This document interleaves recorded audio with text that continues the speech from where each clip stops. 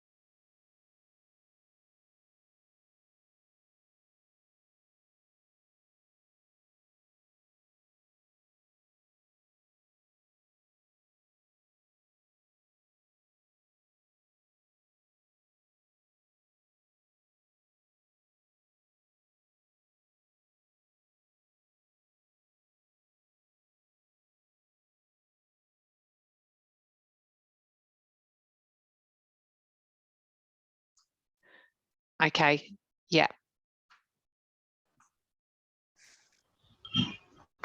Meeting is being recorded.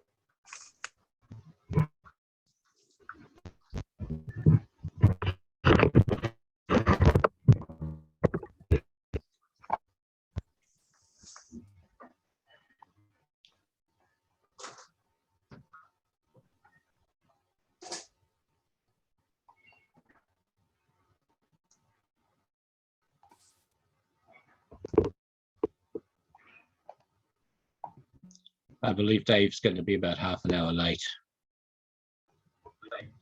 Oh, well, we haven't quite got a quorum yet, but I'm sure we will. Dennis, is this our last meeting with you? No, I'm here in May. All right, okay. Yeah, one more to go.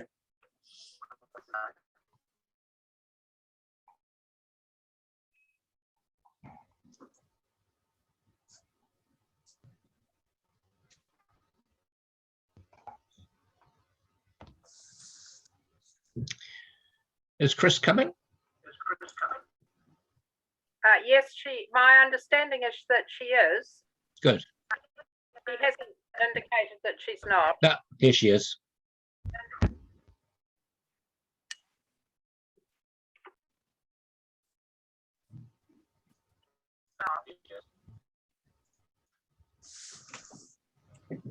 Got it, Chris.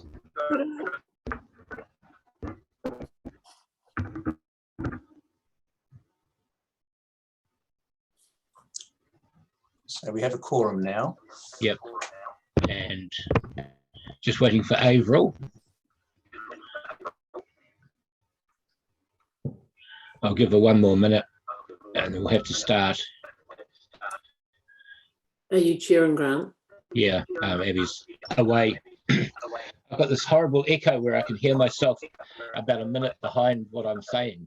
Yeah, same. I can hear you twice too. Yeah, oh well.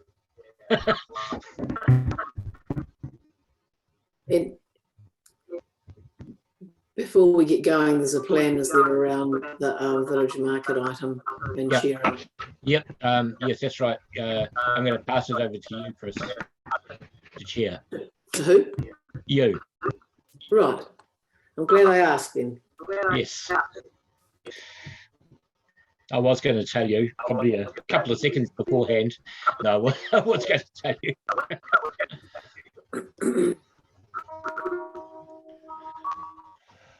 You've only got the program opened up once, haven't you, Grant?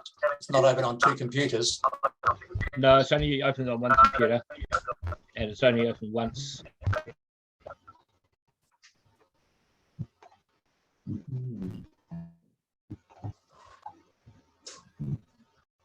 Oh well, there's quite a lot of background noise too.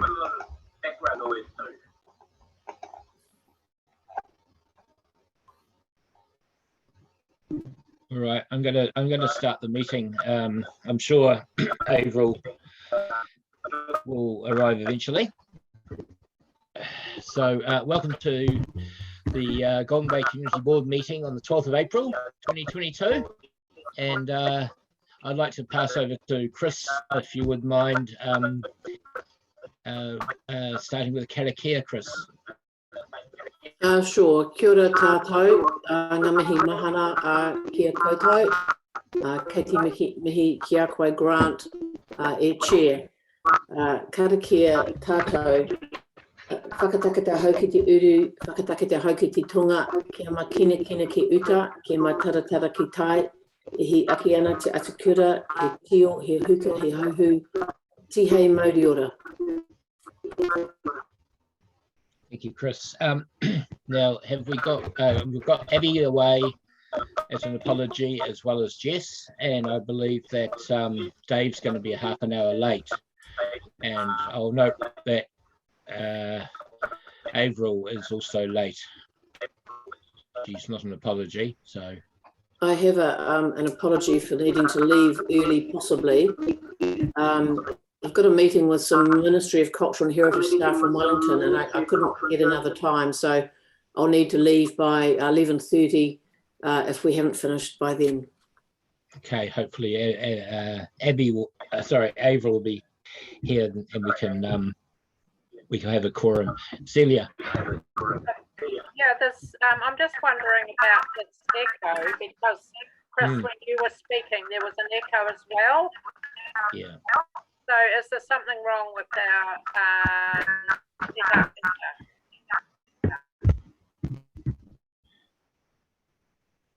I'm not aware. It's all been set up in the usual way, Councillor Butler. I'm sorry. Okay, because I can hear an echo from you as well. Yeah. What can other people hear? Is it me or? I'm just wondering about Nigel. Have you got no, Nigel? Can you mute your for a minute? Can you mute, please?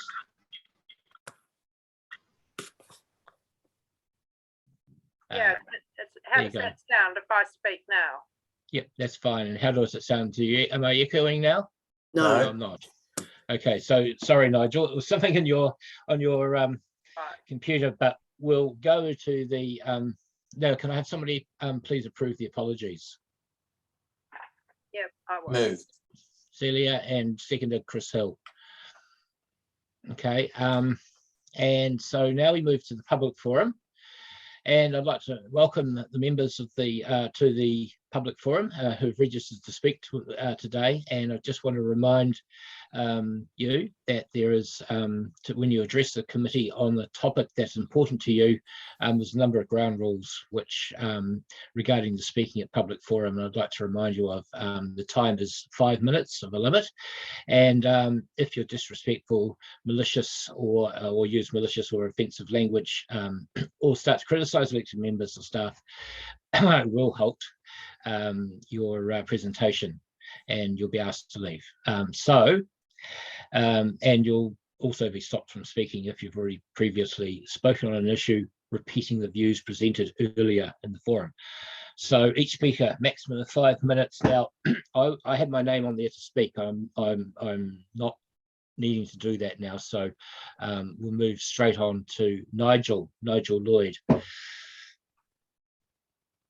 And you'll need to unmute yourself again, Nigel. Thank you.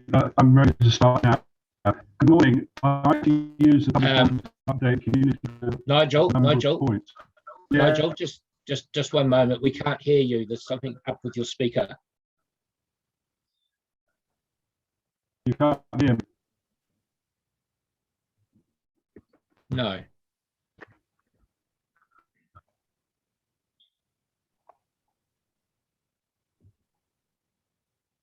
Can you maybe move away from the microphone a little bit? Is it too loud? Have you got it volume up too high, or? And now we're getting that echoing again, see? I can't hear what you're saying. You know what it'll be? You've got two. Can you hear me now? No, can't hear you. Can't hear you. Can't hear you. You might have two microphones. What it seems like you might have a feedback loop, and you've got two microphones. I know enough about sound engineering, what it sounds like.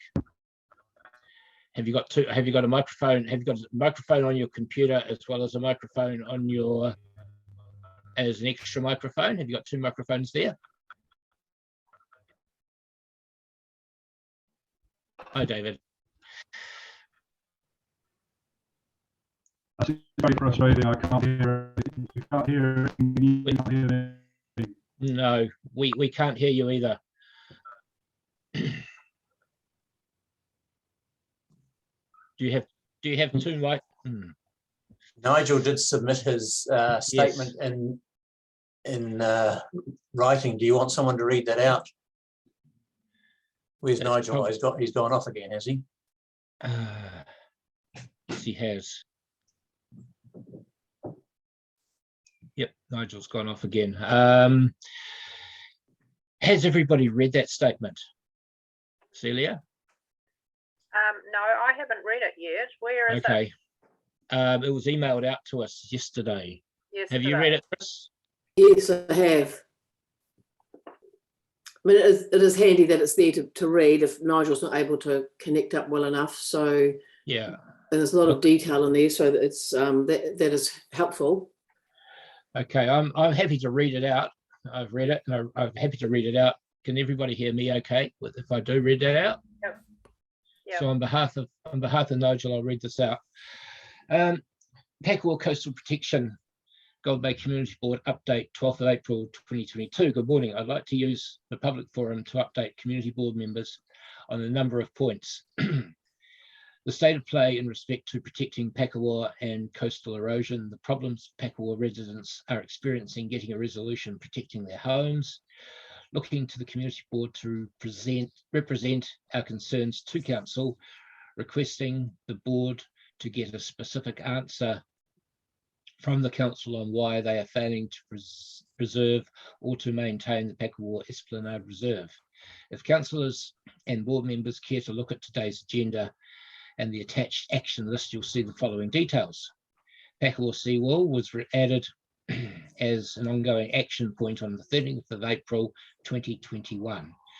During May and July, the community board were informed that council staff had met with an application representatives to enable a consent application to be formally lodged. In November, the community board was informed that the application had been lodged. Since then, the subject has continued to be a work in progress. Now, let me update you on some important facts so you're all clear on what is happening. Back in 2019, the Pekawa Community Residents Association consent application for rock wall protection was refused. As a consequence, erosion has continued, and despite council having a lawful duty to enhance and protect an Esplanade Reserve, they have failed to do so. We now have a situation where in some places the 20-metre wide reserve is now down to 80 centimetres. In other places, the erosion has taken away 3 to 5 metres of private land. Knowing that action was needed, the PCRA has continued to look at innovative ways to work with council to implement New Zealand coastal policy objectives in order to save the Pekawa coastline. Encouraged by a letter from the major in 2020, the PCRA set about looking at a consent application that would only require staff delegated authority. Communication with council led us to believe that consent to place a structure on the Esplanade Reserve could be achieved if our submission met certain planning criteria. Despite trying to set up a meeting with the mayor, we have raised important questions in emails, but had a few details, but have had few answers back. We managed to invite the reserves manager on site to look at the problem, but have not received any formal feedback or advice on any proposed solutions offered. In October last year, the PCRA went ahead and submitted an application specifically providing information to support the planning criteria set by council for a staff delegated authority. This included statements that the retaining wall, compliant in height, width and slope elevation, would be above mean high water springs. The esplanade on beach access, now sustainably lost to erosion, would be reinstated above the rock wall. Processing costs, construction costs, maintenance costs, and liability requirements would all be met by the applicants. No costs would fall to the council for the retaining wall. In good faith, we kept it simple. After all, the council knew what we were trying to do. However, the council then ignored our application for 5 long months. The PCRA received a response from the 4th of April 2022.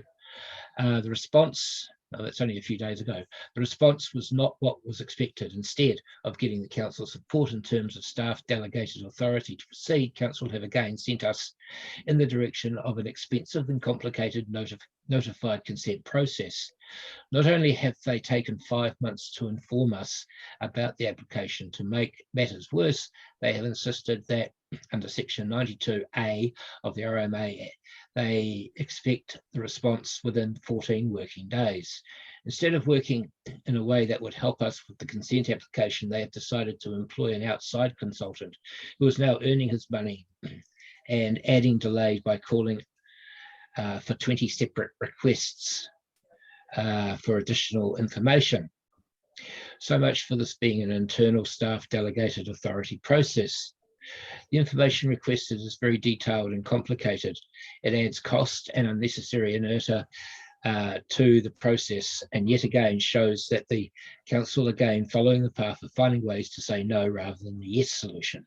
The Pākehā community has been given 3 options. Provide the information. 1, provide the information within 14 working days. 2, advise in writing that you agree to provide the information but may need more time. This option has a 4th of May deadline. 3, refuse to give the information and get your application declined. It is our intent and provide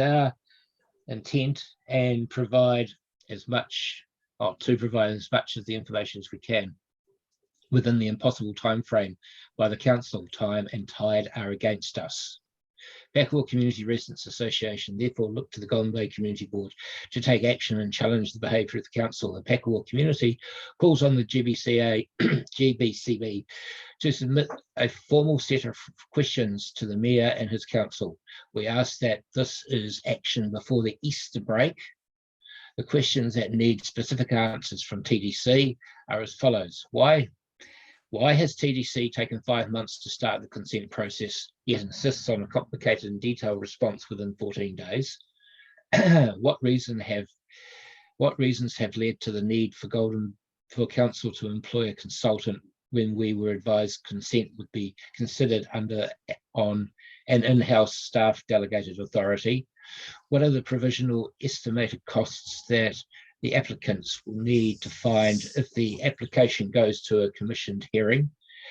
What are the legal processes TDC undertakes when installing harm protection for their own infrastructure? And why can we not share this information?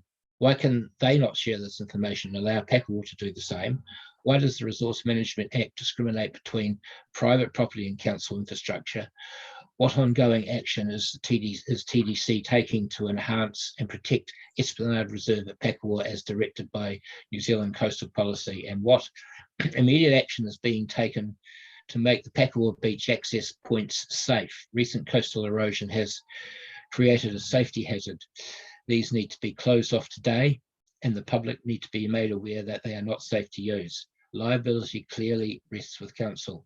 It is the expectation that the PCRA will receive a response from the Community Board TDC within 14 working days of this request. Thank you for listening to me this morning. May you be blessed and be renewed by the spirit of Easter, and that the glory of the resurrection will inspire you. Nigel Lloyd, OBE, Chair of PCRA, 12th of April 2022. So, okay, did Lloyd come back to us? Oh, no, yeah.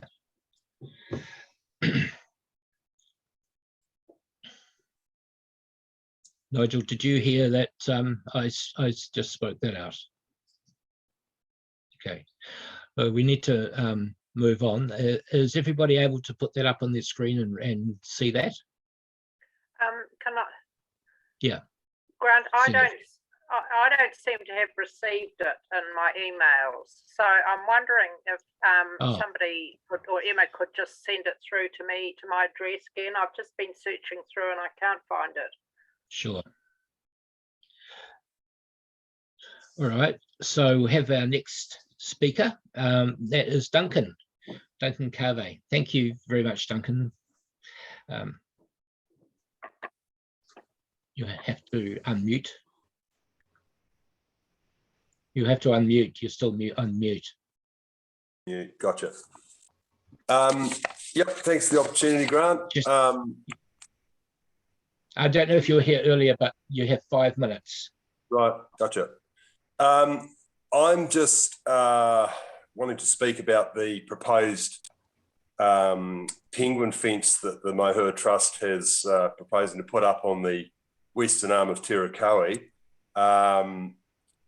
My little group there, which I've labelled the public access preservation, we're opposed to fencing any well-used public access land on the whim of change or fashionable good intention. I think we have to be very, very careful about where we decide to put such things as fences and restrict access to areas. I'm getting a lot of support from the community with emails and unsolicited emails saying that they really value the fishing, picnicking, walking aspects of that western Te Raukauhi arm. It was constructed by locals in the first instance and seems pretty rich to then be curtailing access to that. Talking to a senior dock person, which I won't name right now, he believes it's completely unnecessary. The birds themselves seem to be thriving there on the arm. As Grant alluded to, there's over 300 birds there. The area is already a restricted gated area for boat launched access. For most need a card to enter that to launch their boats. So the only contact these penguins are having with people is the limited foot traffic of people who are generally fishermen or amblers who really are there to interact with the environment on a pretty peaceful basis. And I think any hazards that exist would be less and certainly no more than anywhere else on our Golden Bay coastline. So to fence that area, you need to fence the whole coastline, which, where does it stop? I mean, we've got a lot of threatened species within Golden Bay. I think we're a model of representation of how we can interact with those species. And to put a fence up on this well-loved area is basically sending the messages that Golden Bay residents aren't responsible enough to interact with their environment. It's all the wrong messages. It's saying it's a white knight saving ideology by saying that these things need to be looked at from behind a fence or to be saved, and at all costs limit the human creature interaction. I just don't buy it. The habits of 30 the penguin seconds. are primarily nocturnal. Sorry, Grant? 30 seconds. Sure. Okay. Well, in summary, first things first, I think we should look at educational opportunities on site about the penguins if they wish to have that. That's an option before you put a bloody great fence up. Secondly, looking at data on any real issues that exist that are accentuated from any other place in Golden Bay. I don't believe there'll be any other issues there that you wouldn't get anywhere else on the Golden Bay coastline. In fact, less so. And I haven't seen anything other than subjective hearsay on what these problems are on that arm. So before we do anything, I think first things first is to find and scrutinise that and have a look at, really, is that meaningful interaction enough to then jeopardise public use and public land, and is it any greater than anywhere else in the Golden Bay coastline? Thanks, Grant. Thank you, Duncan. And that brings us to the end of the public forum, and thank you for those who spoke today and who tried to. Now, I'd like to just say that there's no financial report today due to timing, and no items of correspondence received apart from a late email. So can we just please accept that late correspondence, the email. Can somebody accept that? Sure. You might just need to state a reason, Oh, Grant. because it was, I think a decision is required before the next No, meeting. I don't think for the late email, I don't think there's a decision is required. We've already made that decision. It's just an informative email. Oh, is that how it was? Okay. Yeah. I'm happy to move to accept. Chris, seconded. Yep, I'll second that. Okay, thank you. And I have now a declaration of interest. So I'm going to hand, because of the market license renewal, I'm going to hand over to Chris to chair this next part of the meeting. Thank you, Chris. So you're going to the item now? Yeah. Right, not Oh, the presentation, sorry. It's the I'm just looking at my list. It doesn't say presentation. Oh, confirmation of minutes. My apologies. Can I confirm the minutes of the last meeting first? Yes, I'm happy to move that the last minutes are correct. Okay, and I'll second that. Okay. Yeah, now it's The Yeah, annual so- plan presentation. oh, sorry. Yeah, right. I missed that one. My apologies. Okay. I was reading Grant, the way it was written. So I'll carry on until the annual Grant, plan. sorry to interrupt. I wonder whether it's better if Celia chairs the item. I'm just concerned if I started chairing it and then I need to leave on my early leave. And anyway, we'll see how the timing is. Yeah, sure. Thank We'll you. go to the annual plan consultation document. So welcome to Dwayne and Amy. Kia ora koutou. Good morning, everyone. My name is Dwayne Fletcher. I'm the Strategic Policy Manager at TDC. I've been in that role for a few months now. We've basically, unlike previous years where we haven't had to go out and consult on our draft annual plan, there was such change compared to last year's LTP that we do. We've produced a consultation document for that purpose, and Amy's going to walk you through the process. Kia ora. Kia ora koutou, ko Amy Takuingoa. Hi, I'm Amy Smith. I'm in the Strategic Policy team. Hopefully you can all see the slideshow on the screen there. Yes? Yep. Yes. Yep. Cool.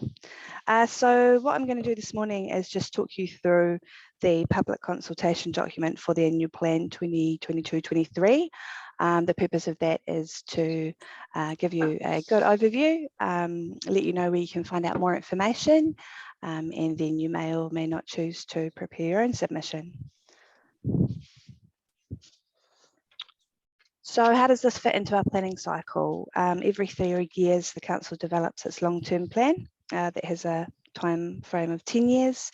Our current LTP is Tasman's 10-year plan, 2021 to 31. This plan sets out what we intend to deliver to the community over that period, what it will cost and how it's funded. So for each of the years in between long-term plans, we're required to develop an annual plan. The annual plan contains our budget and associated program of work for the year. It has the services we plan to provide and the infrastructure we plan to construct, how much that will all cost and how it will be funded, including the level of rates for that year. So the annual plan is a chance to reset our plan and budgets for the upcoming year. And it notes the changes for the year compared to what we'd planned to do in the LTP. So the annual plan document contributes to our accountability to the public. We've consulted on the LTP and adopted it. So the annual plan is about communicating changes to that with the public, and where the changes are significant, as they are in this case, consulting on them. So once the annual plan is complete, it provides the basis for council to then set the rates for the year ahead. The timeline that we're currently working to for the consultation as set out there. So the council adopted the consultation document on 31 March. That document's available on the council's website, at the service centres and libraries, and submissions can then be made for 1 month between 4 April and 4 May.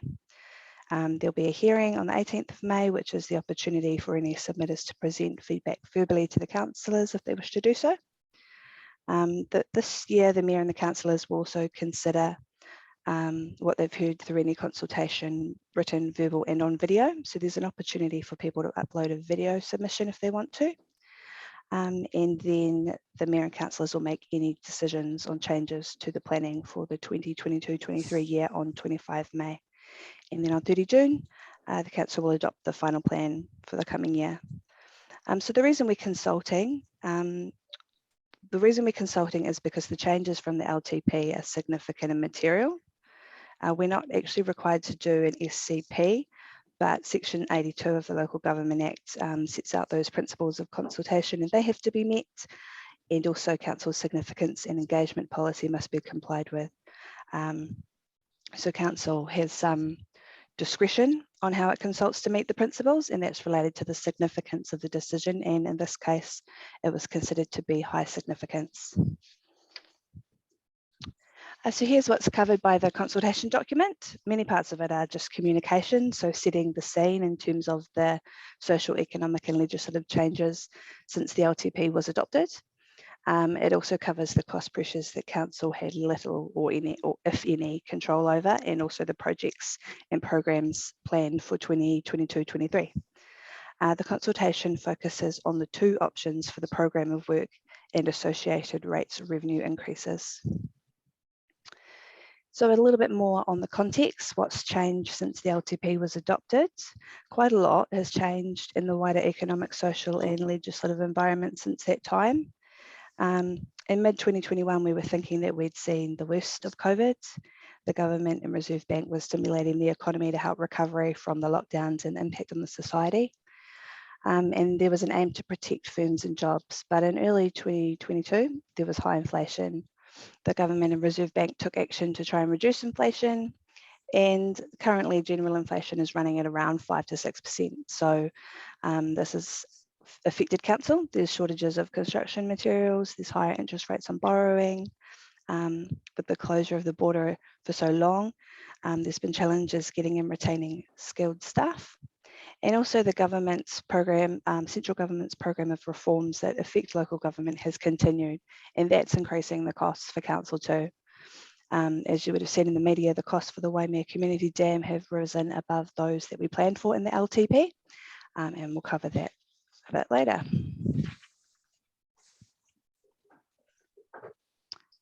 So what are changing, a little bit more on changing drivers for these higher costs, and these are largely out of our control. So the Water Services Act came into effect in the second half of last year, and that aims to ensure safe and sufficient drinking water supplies. Council is required to undertake several new processes to comply with this legislation, including preparing water safety plans and increasing water monitoring, and these are going to add costs.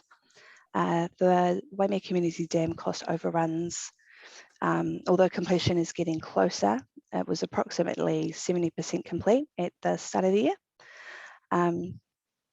But Waimea Water Limited, the joint venture organising construction of the dam, has notified council that the increased costs to complete the project in the LTP we budgeted for 158 million, and that was the best estimate at the time. But the latest estimates, the costs increased to around 184 million. So we'll talk about more about how the council will fund this increase shortly. The last one on the slide covers the cubic water rates. So council supplies water to a large number of industrial operations. This doesn't actually impact Golden Bay, but it's part of the consultation document. Council's been notified that the industrial operations will be demanding substantially less water in 2022-23 than they have previously. And that doesn't drive up the cost for council, but it means that the large fixed cost components of supplying water are spread over fewer users. So there's an increase to the cost per cubic metre. Maintaining insurance cover. There's been a substantial increase to the council's insurance costs. So this has two aspects. Council's assets were revalued to a higher value, leading to higher premiums to replace them. And there's also been general increases in insurance premiums as we see the effects of more frequent natural hazard events and climate change following through into the premiums. We had planned for an increase in insurance costs, but they've increased higher than we had budgeted for. I mentioned before there's a challenge around attracting and retaining staff. So the labour market is tight. It's not just a council challenge. We anticipate that the cost of retaining and, where necessary, attracting those skilled staff will increase over the next year. With cost inflation running high, workers will be seeking wage and salary increases to help them keep pace with the rising costs. And in order to deliver council services, we rely on skilled staff. If we lose skilled people and can't replace them, often we have to look to private consultants, and often that's at a higher cost. The final point here is taking advantage of Waka Kotahi funding for walking and cycling projects. So since the LTP was adopted, we've had the opportunity to benefit from significant Waka Kotahi NZTA funding for 2 walking and cycling projects in Richmond. If we chose not to utilise the funding now, it may not be available in the future. So those 2 projects relate to Church Street and Cambridge Street, and also William Street to connect Hill Street and Salisbury Road.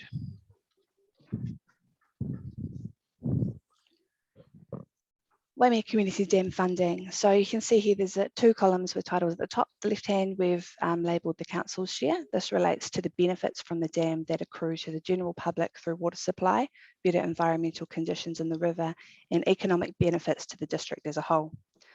The irrigators' share is about the benefits that accrue to irrigators. We've split out the first 6 million of the cost overruns from the remaining 20 million because it takes us to the top of the estimated range that when we adopted the LTP. The council's share of the 26 million cost overrun will be funded through the same rating mechanisms that we're using for the base dam costs, which is through water accounts and the zone of benefit target rate and district-wide fixed charges. So effectively all of those rates will go up. The irrigators portion of the first 6 million of the cost overruns is effectively charged to irrigators, and their portion of the remaining 20 million will be funded by the council from forestry income for the first year to allow negotiations to be carried out with the various parties involved.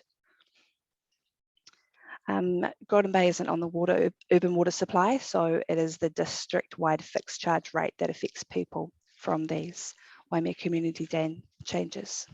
Okay, Amy, it's probably just worth mentioning here that the cost overruns over $20 million for the forthcoming financial year. Council will loan the money, but it's the reason that table split to 2 is, one, the irrigator share for the second half of it, that 9.8 will be funded from income from forestry activities, and also we're only talking about the interest costs in the second row, whereas in the top row we're talking about both principal and interest. So it's kind of a holding position for that extra 20 million. Thanks, Amy.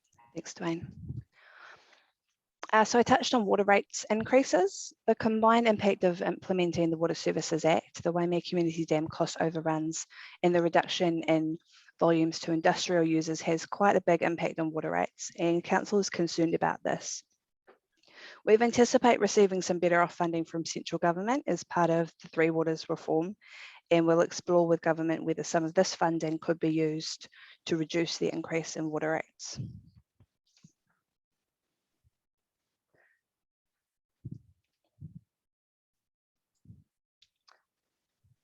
The increase in water rates also affects other parts of the district, and this slide just shows the impact on nominal properties in Takaka.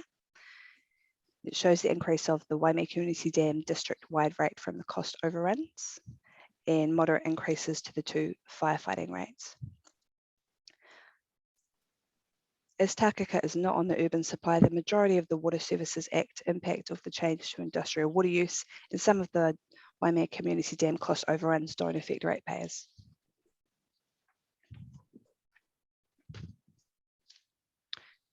So the consultation document proposes 2 options. In the LTP year 2, the proposed rates increase was 4.17%, and that's no longer a practicable option, so it's not in the consultation document. Option 1, council would look to deliver largely the program that we had for that 2022-23 in the long-term plan. But the factors increasing the cost that we've discussed also apply, and the rates revenue increase with option 1 would be 7.66%. It's a lower risk option.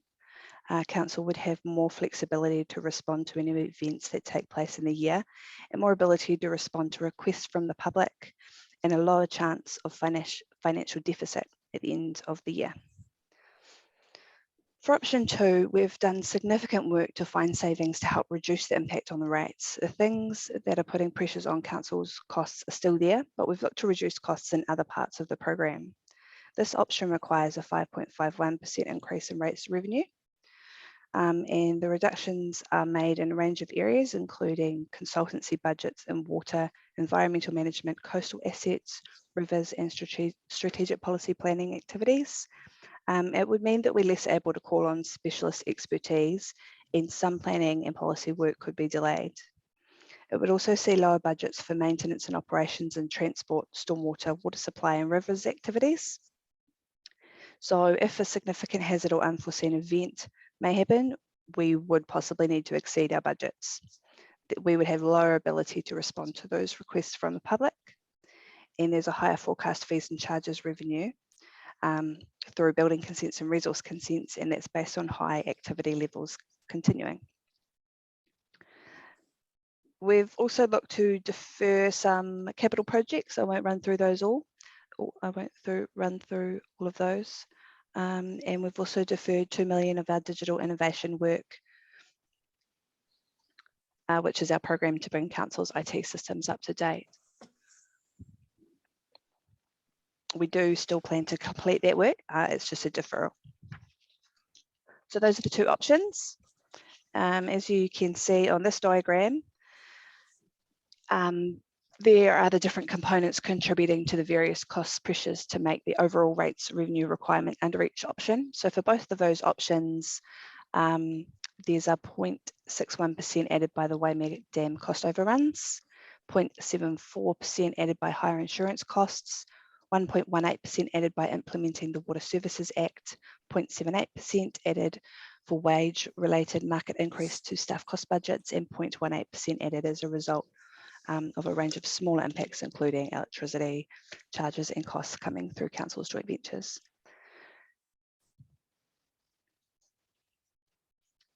You can also see there that option 2 demonstrates the savings that we've made in other programs to reduce the impacts on rates from the program we had planned for 2022-23 in the LTP.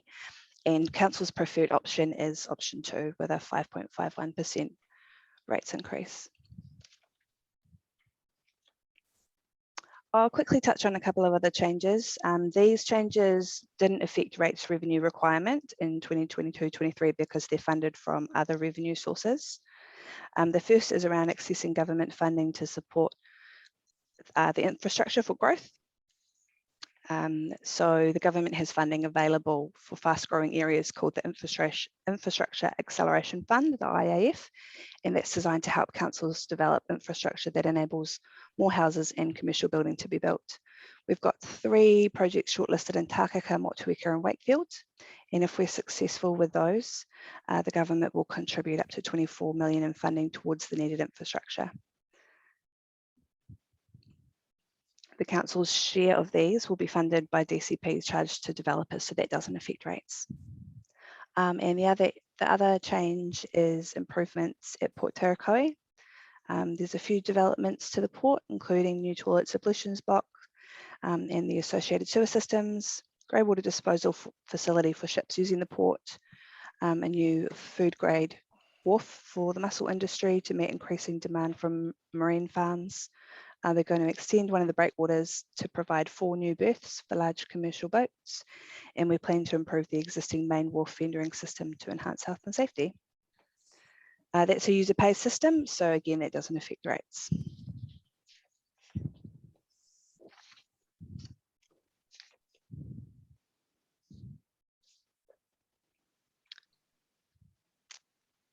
There's one further change there that I'll talk to that isn't up on the slide, which is the Mohua Ventures development.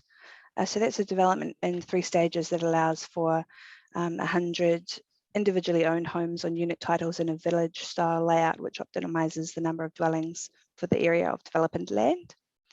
The development includes areas of communally owned spaces and facilities with an emphasis on pedestrian and cycle pathways. The communal land will be owned by a body corporate. The Mahua Ventures application to IEF has requested a whole bunch of funding. It doesn't include transportation, and so there would be new council funding required there to cover council's cost share. Good, Amy. I might just mention a couple other things about that because I was my team led on that. Please do. You're probably familiar with the subdivision proposal out there in Mahana Street anyway, but I thought I might just talk briefly about the process for IEF. We asked for some funding towards a cycleway on Mahana Street, shared path essentially, towards the school. And we also asked for some costs for their source water and treatment. Essentially, normally a council would provide in a town supplied water, but it's really not the case in Takaka. So we tried to go into bat for Mahua Ventures to get some contribution from government towards those 2 components of their development, and the rest is all their cost. As an aside, we're hoping to find out by the end of the week how we go, so we'll update you when we know. Thanks, Amy. Cool, so these 2 graphs show changes to council's finances. On the left-hand side, you can see the trend in the rates revenue increase for recent years and for the 2 options. They're in grey and green. Both options for 2022-23 are above the cap that we set ourselves in our financial strategy in the long-term plan, which demonstrates how much our environment has shifted since the middle of last year. On the right-hand side graph, it shows council's net debt position. I can see that's a bit blurry, sorry. We're getting really close to the net debt cap in the financial strategy. Both options are below the 250 million level, but we'll have to make some further changes to our program and the LTP for the 2023-24 year in order to stay below the cap. So that cap is one that we've set ourselves, and we do have borrowing capacity above that, but we try to stay below that to provide capacity if there was a sizable natural hazard event. The more we borrow, the higher our interest bill is, which does affect rates. Sure, Amy. I might just mention at this point that when we talk about the 5.51 and the 7.77 and everything else, that's rates increases for the whole of council, excluding growth. So the extra rates revenue we expect from growth is over and above this. This is essentially the burden, if you like, the way to think about the burden that existing ratepayers will face. Cheers. Thanks, Dwayne. So this table shows the proportion of properties in Tasman that will have rates rises of different levels under option 2, which is the preferred option. So 53% will see rates increase between $1 and $200 per annum. The actual rates charged on individual properties depends on its property type, its location, and the services that property receives. People can go and get an estimate for their own property via the rates calculator on the council's website. There's a full set of example properties available in the financial impact statement for rates on the website and as part of the consultation package. And here's a couple of local examples for you.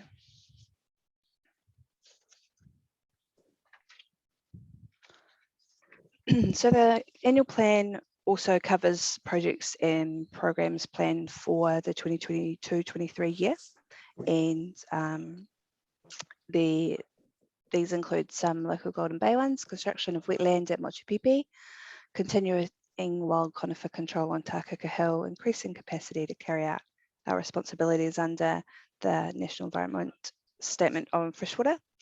There are projects around supporting neighbourhoods to organise play street events, and we're also starting to implement the updated future development strategy. There's a bit more detail on these projects in the consultation document.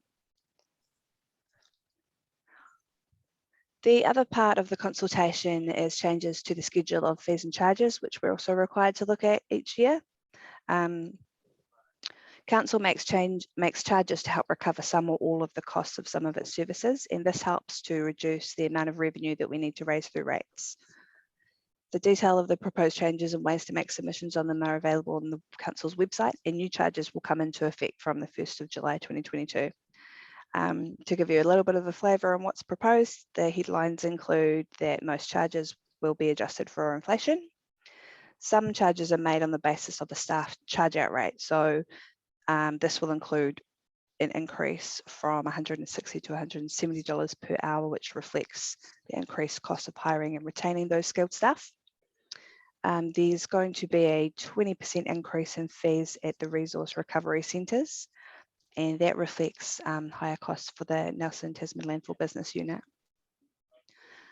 Some of the charges for building and resource consents, including deposits, has also been adjusted to reflect the average cost of processing those and to make the invoicing process a bit more streamlined.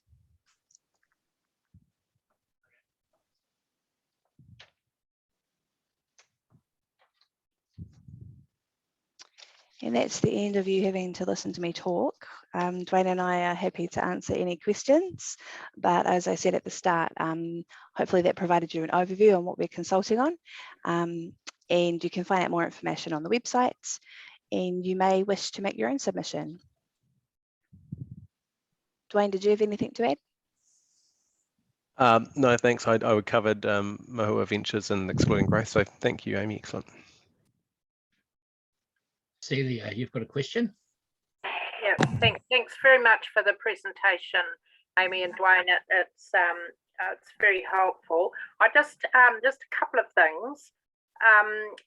Yeah, some of the programs of work are actually going to be funded in different ways, aren't they? They're going to be done by the council, but they actually will get funding from various government funds. And I'm thinking specifically about the Wilding Pines program on the Takahil and the Motupipi, the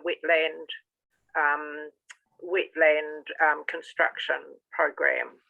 So they're not coming out of the money from rates, are they? No, they're not. No, they're just headline projects that will be happening in the coming year. Yeah. So, and that's my other question. Yeah, I think it's just good to be really clear about that. My other question is in relation to the increased water charges because of the, the lower demand from industrial users. Will that actually affect the charges to our local council-owned water supply schemes? Will their fees costs go up in response to that? Sorry, Councillor, can I just clarify? Are you asking around the Takaka firefighting supply in Pahara? No, I'm actually asking about the Hamama scheme and the Upper Takaka scheme and the Pahara scheme. I know that you didn't mention those, but I just thought I'd just get a clarification on that. Yeah. So Pahara and Upper Takaka water schemes, I believe, are part of the club. So they will certainly be affected because all the costs in the club are shared. I actually don't know off the top of my head whether Mahana is part of the club or it's separately managed. I believe it might be separately managed. Yeah, it is. Yeah. It is actually. Sorry, just leave Hamama out at the moment. Yeah. Yeah. Okay. All right. Thank you. That would be good. Thanks very much. You did mention a few projects that aren't going to happen, and I'm just wondering which ones would affect Golden Bay. From memory, I don't think any of them were, and the projects were only going to be delayed. We haven't made any decisions to not proceed with any projects. Yeah, I believe that's correct. We can confirm that, but I can't recall any of the major works that were deferred or changed directly affecting Golden Bay, although some of the kind of headline things like lower reactive maintenance budgets in water and roading and stuff like that, they're district wide, so potentially have the ability to impact Golden Bay. Sure. Thank you. Dave. I like this hand showed me, Celia. I've never seen it before. How come it's so precise? It's 5.51%. What's wrong with 6%? How come it has to be like to two places? Why not round it up? That's our amazing finance team who do some magic modelling once they plug all the numbers into their systems, and that spits out a number. It's come down quite a lot from where it was. Yeah, because I thought maybe if it goes up like to 6%, we'll give a little bit of wiggle room. The other one is staff charges. I'm sure you're not paying your staff $170 an hour. They're probably more, maybe 35 or 40. Don't you think like 160 is way too much anyhow, and to whack it up another 10 to 170? It's a bit of a Dennis, would you be able to talk to that point? Yeah, the shift is from $164 to 170, and that's on the basis that we are facing some changes, and the salary cost. I think we had 1.5% in the original budget, and given inflation, we've had to up that. But when we're getting charged by consultants at over $200 an hour, we have to absorb those costs. And that sort of comes as part of the costs of some of those services. So we need to get income from other than rates, and basically user charges is the only way to do that. Through the chair, I might just add something if I may. That charge is not the salary is only part of the cost. So in very broad and coarse terms, the cost of labour is only around half of the cost that council incurs directly in providing someone's per hourly time. There's all the back office staff, the people who prepare this sort of thing, finance, there's corporate planning, there's HR and people services, there's internal audit. There's a whole bunch of supporting systems that go into making a council function, and they get spread over different activities and get reflected in those charges as well. And roughly it's kind of 50-50. Thank you. Dave, again. Yeah, I'm not terribly happy with that. If you've got someone doing an application, paying $170 now for all, no matter what their skill level, and as far as consultants and all that goes, they have to provide them themselves at their own cost.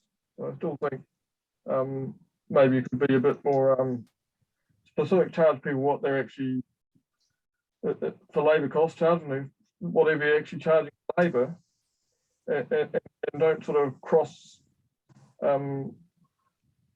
take money off these people to put them to other areas that there's not actually should be a cost to them.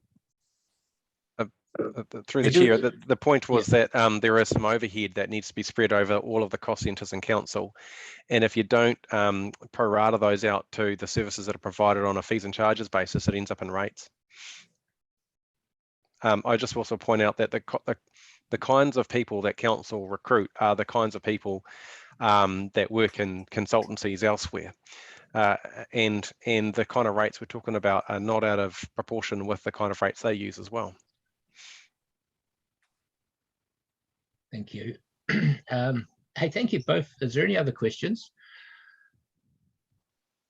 I think we need to have a workshop on this and come up with what we're going to be submitting on, because I think we probably do need to do a submission on this as a board.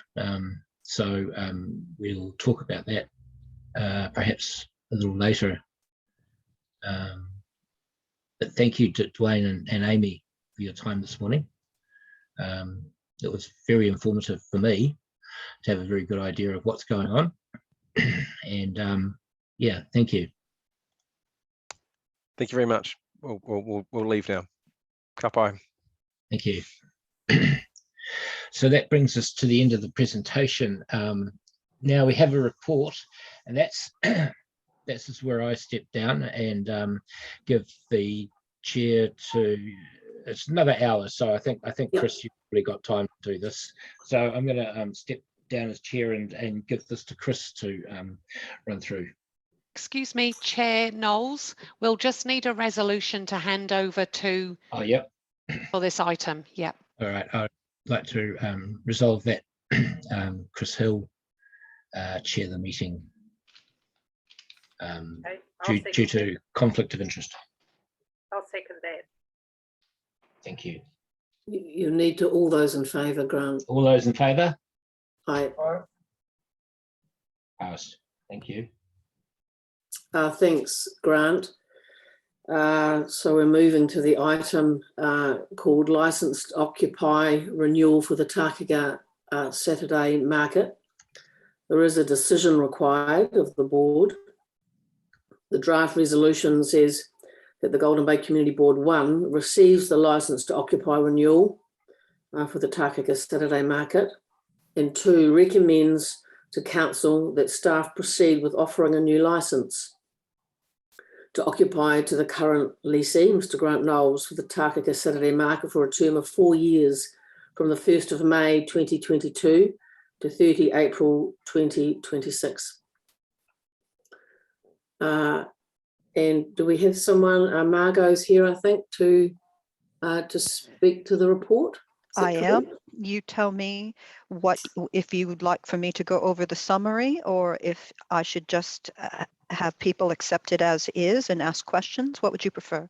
I think you can take the report as read. So all the board members would have read through the report. There might be some key points you'd like to perhaps highlight, if there's just a couple key aspects. That it's been a successful market and a growing market, and I think that it was handled well through COVID. There were a few stallholders who came forward many months ago, as is common in my experience with markets, and I've been involved in several of the local markets, and currently now deal with both the Mott and the Tākega market as a staff member here. But there's a misconception often by stallholders that in both Nelson and in Tasman, the local government actually owns the business because it's usually named the local regional name. And we don't, we're simply the landlord of the land. And so there's been some mediation. A lot of that has seemed to have seriously dissipated. One of the most vocal unhappy people has now actually been won over by market management, it would seem. So that was good news. So anyway, this is a growing market. It is a significant source of income for many of the local growers. I am keeping an eye, even tentatively, carefully, keeping an eye on the situation that people are happy. And the licensee, Grant Knowles, has not ever been in breach of the license. So I think those are the salient points. Are there any questions about that or anything else? Any questions from board members or points, Dave? Yeah, just one, and it's more about how these things normally go at this stage. I agree. I think the market's going brilliantly well, and Grant's doing a great job. But just in this situation, if other people have got proposals here that they'd like to run it, do they actually get to put their case or not? Well, let me just make a distinction. We're allowed to tender the site, but we cannot tender the business. The business is, it would be like if we own the land under IBM. We can't tender IBM. We can only tender IBM's land or building if we owned it. So staff and our couple of teams here that deal with this market are aware of tenders, and they can get quite ugly and they take a great deal of time and so forth. In my humble opinion, as a staff member and actually having a great deal of experience with markets locally, I think that unless things came to a very serious head, which, as I say, I think they've actually dissipated. I think the disgruntled persons are happier now, seriously, not just are keeping quiet. I think they've been happy with how the market has been handled through COVID, especially, and that meant a lot to them.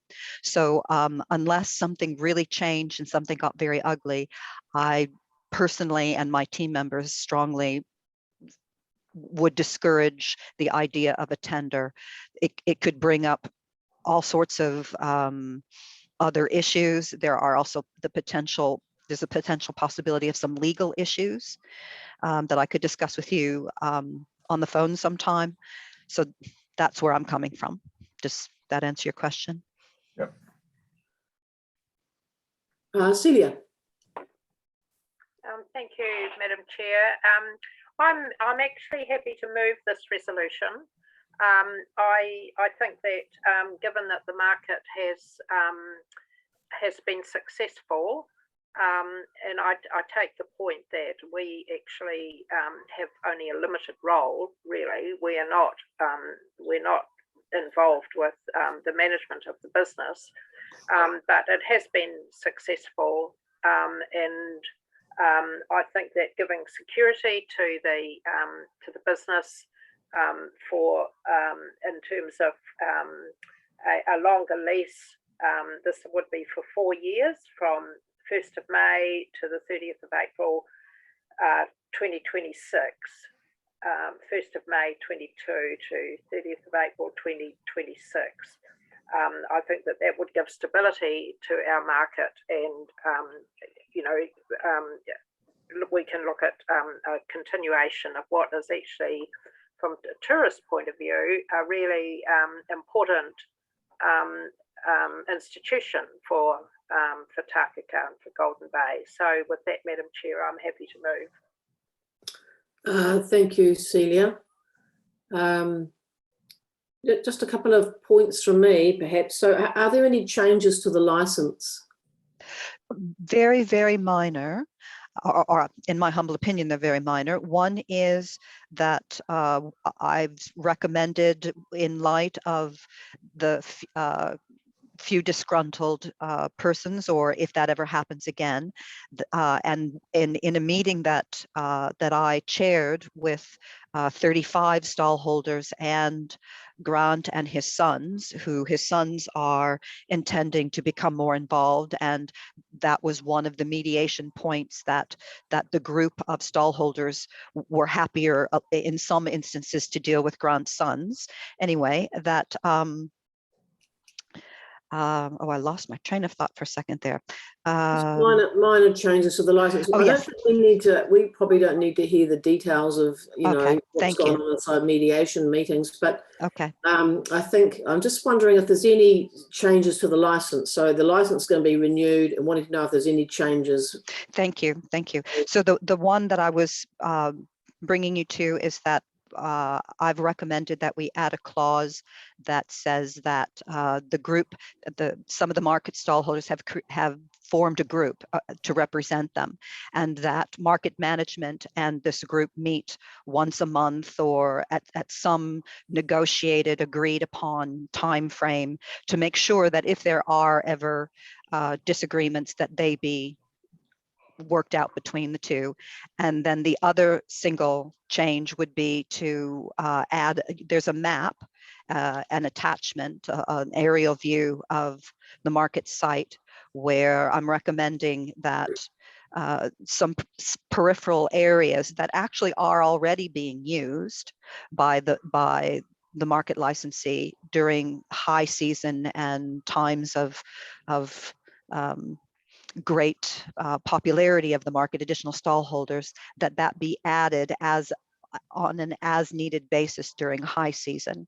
And that is, one, to provide the space that he would need just during those high season months, and two, to also be kind to him and his business, that from time to time I get phone calls where people are looking to sneak in on a area around the market, and technically those people are playing on another business's goodwill, and that creates can create huge friction. So again, I'm trying to dissipate friction and offer some additional peripheral sites when needed for the market. So just those two.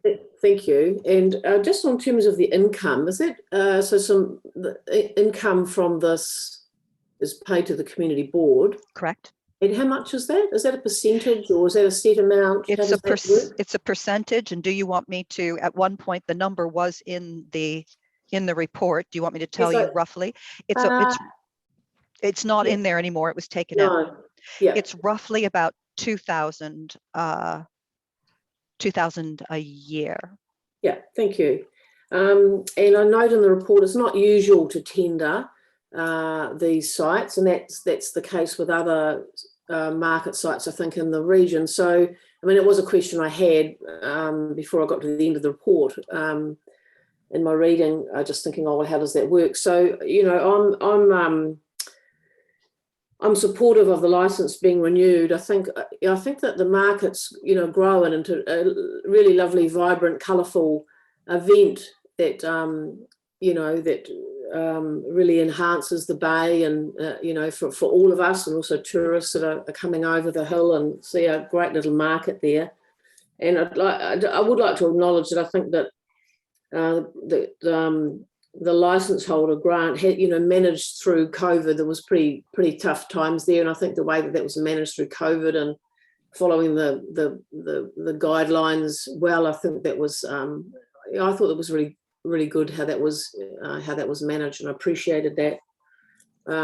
Dave, you've got a question or comment, or perhaps you're happy to second? I'm certainly in favour of the additional land. I don't know about the meetings part, whether that's something that the landowner should be imposing. It could possibly be a recommendation.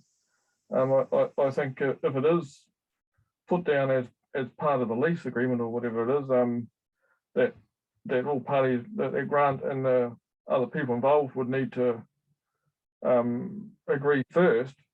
But I think maybe it should just be downgraded to a recommendation. Thank you, Dave. I'm inclined to agree because it becomes if we related it to another business where someone has a lease or a license on land. Yeah, it's interesting, isn't it? I mean, I think that it's up to how the license holder manages all of that. And I tend to agree, Dave, that a recommendation seems more appropriate. Are you happy to second this? Yes, I'm resolution? happy. Thank you. Is that possible? So is that in terms of this is the detail of the license, is that possible to have that as a recommendation? Yes, we often write clauses that simply state that council staff or the council recommends, and then a certain action. So yes, it's very plausible. Okay. Are you happy with that approach, Celia? Yes, I'm happy with that. Okay. Is there anything further? It's been moved by Celia and seconded by Dave. So I'll put the resolution. All those in favour say aye. Aye. Aye. Against? Carried. Thank you, Margot. Okay, thank you. I'll make sure the minutes include the recommendation option. Thank you, Dennis. Thank you. And is there any resolution needed to hand back to Chair Grant? I suspect there must be, because the resolution was moved that you do occupy the seat, and now you have to sort of vacate it. Yes. Yeah. Well, I'll move that that I move out of the seat of chair and hand it back to board member Knowles. Someone's happy to second. Yep. Thanks, Dave. All those in favour say aye. Aye. Against? Carried. Thank you. Over to you, Grant. Thank you. Right. Well, we need move on to the public. The chair's report then. And the first item. Could I have someone to move the chair's report? To accept this chair's report. Dave. Seconder. Yep. Yeah. Celia. All right. So the first were the items from public forum, and first of all we had Nigel trying to talk to us, but we read his statement instead. Sorry, I just need to make a quick aside. I just had a text from Avril Grant, who has put in an apology. She's not well. Okay. So Nigel has asked specific questions, and he wants us to follow through for him. I'll just open. My suggestion is to actually pass the questions on to the staff and to ensure that the board gets copied into any reply. Yeah, well, we can't really make any recommendations between now and next meeting anyway. We don't normally do that. So, yeah, I think that's probably the best thing to do. Yeah, and the questions are easily answered. So I'd just ask that it be passed on to the manager of resource consents, and she can liaise as necessary with the manager of parks and reserves. However, I think we need to respond to him because he's actually specifically asked us to respond to him as a board. Well, that would just mean that the consent manager writes back to you, and then you pass them on to him. Isn't it just as easy for him, for staff to be asked to address the questions and to copy the board into any reply direct to Mr. Lloyd? I'd support that approach. Yeah. I think, yeah. Dave? I think a bit of both. I think we should send his letter in with and ask that they answer us too by the next meeting. That's the next time we'll be able to look at it. Yep. And I think if it gets to into our agenda, possibly a bit more on record, isn't it? It would come through the correspondence, you know, if you got a copy of the reply. Yes. Yes, that's what I'd like. I'd like to see the community board just forward a document on and ask for it to be answered for us too as well. Yeah, I can arrange that. Because that's basically what he's asked anyway. Pākehā Community calls Scotland Bay Community Board to submit a formal set of questions back to the Mayor and his council. So do we also need to put it back to the council and the Mayor as well, which is what he's asked? Well, if you were going... And sorry, Dennis, and does that mean that we have to get back to him and say yes or no that we will do that? If you were going to do that, you'd need to have a lot more information in order to frame up the questions, wouldn't you? Yeah, of course. So I think he's actually made it quite clear what he's wanting to know, and he wants you to support, you know, getting answers to the questions, and that's not unreasonable. So we'll put that to who's the manager of resource? Tanya Harris. Tanya Harris. Can we put that into her? Yes. And he's asked for a 14-day response. I don't know if that's possible, but I think that would be good to get it as soon as possible. Again, but we do need to. I don't want to get into the debate because it's normally 15 days to respond to a Section 92 request. So right. That's what the law fixes. And it's going through a process. There is also an application for a private structure on public land, and that's something which the manager of the Parks and Reserves Department is looking at. And so they'll be included in the answers that you'll get from the staff. Do we also need to get back to him and say that we're not going to be able to have this back, an answer for him by Easter, and that this is what we've done? If we can just get a letter back to him to say that this is what we've done, I think that's important. That we've sent it. Well, it's a public forum matter. You have heard what he has said. You're passing the matter on to staff and asking them to reply direct and to copy the board into any response. That's right. Yeah. So if we can.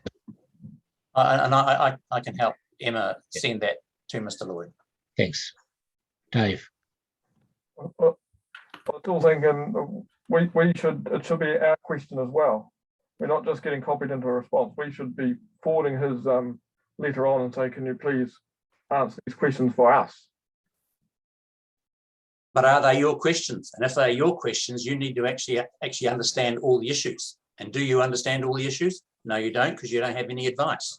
We want to be have these questions he's asked. We want to know what their answers are. Yes, and you'll get those. But I'd like it to be part of our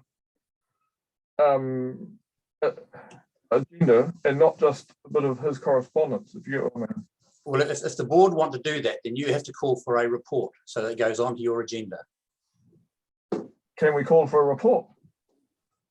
Yes, but you won't be able to discuss that until next month. That's okay. I think I just had a sense this is getting overcomplicated. I think I get your point, Dave, but I think as the board forwards the questions and concerns and seeks a response, then we are engaged as a board, and that's the process we're in, and we'll receive the responses as Nigel will. So I feel like that does, to seek a report on this, I think is a long way round and involves a whole lot of staff work. Staff are all overworked, and I think that it's sufficient to say, as a board, can we please have responses? Can these please be responded to? Thank you, Chris. That will put it onto that puts it onto our, a kaupapa for us in that way, onto our agenda or whatever. Yeah, that's what I figure. Celia, did you have something to say? Add. Yeah, I mean, I agree with that. I think that to ask for a report is going to actually complicate matters and muddy the waters. And I think that we are involved because we're going to get the replies anyway. And this is a set of direct questions from the Pākehā Residents Association, which should go through as they are, which is what's been asked for. I just want to there's just one very small point. It's not very small, but it's just something that Nigel raised, which is about the access to the beach out at Pākehā, and there is a little strip of council land which is an access to the beach out to where these properties which are proposed are seeking to have the rock wall, and that access actually ends, that pathway ends in a place where there is now no access because there's just basically a cliff of sand and rocks. So I think that we probably need to ask reserves that actually be closed off, because it's not actually a functioning access at the moment, and it could be dangerous. I think that's a good idea, and I think that obviously a service request needs to go in for that. Yeah, as a separate item. Yeah. Was that not something that Mr. Lloyd did raise in his letter about the access? So he did, but this is urgent. I think right now needs to be done. Yeah, okay. Yeah. I think it's something that actually needs to happen. It's a safety issue, and I would think it would be reserves or Lynn Hall. Yeah. Lynn Hall who would action that. Okay, I can address that too. Yeah. Oh, thanks, Dennis. Thank you, Dennis. Chris, do you have another question? Something else? Just to say that, this is of course, it's a long-running, difficult, complex, not easy to resolve issue. That's of, great concern to the people out there with houses on the edge of the reserve there. And I do want to say, I just see the point that one of the points Nigel made was around, council are just choosing to say no when they simply could just choose to say yes. And it oversimplifies something that's been very difficult to resolve. And the mayor, councillors, senior leadership, staff have been out at the site a number of times over the years. It was one of the first things we did when we got on council was there was a bus came over the hill with our councillors and mayor and senior leadership team on, and we looked at key issues over here, and that was one of the places to go, of course. So I do take exception to the idea, and I know there's a lot of feeling around this, and so then, it's natural, I think, that, a motive approach could be taken that council simply, I don't even know how we'd go about doing that. They would get together and say, oh, let's just make this difficult. Like, it's just actually, that's a nonsense, that type of idea. So, and, in some of the media coverage of this, some of the key difficulties have been left out of it. that actually you can't build a rock wall in front of a reserve to protect, for the purpose of protecting private houses in behind the reserve. So that is why, that's one of the key reasons why that has been able to be achieved so easily at all. And in response, actually, to this situation, Council came up with a policy around how to try and help these situations, including at Awaroa. So a policy was developed in response. And I do find it disappointing when these key things are left out of the sort of coverage of this issue. And it's distressing for people out there, and I just don't like to see it being used in that way, I suppose. That's how I feel about it. There's a lot of correspondence goes on with Laurie Jarrett, who's leading the application process, and I'm not sure whether some of the things that Nigel has raised, I know that Laurie knows the answers to, so there might be a difference in those two groups' sort of role or something.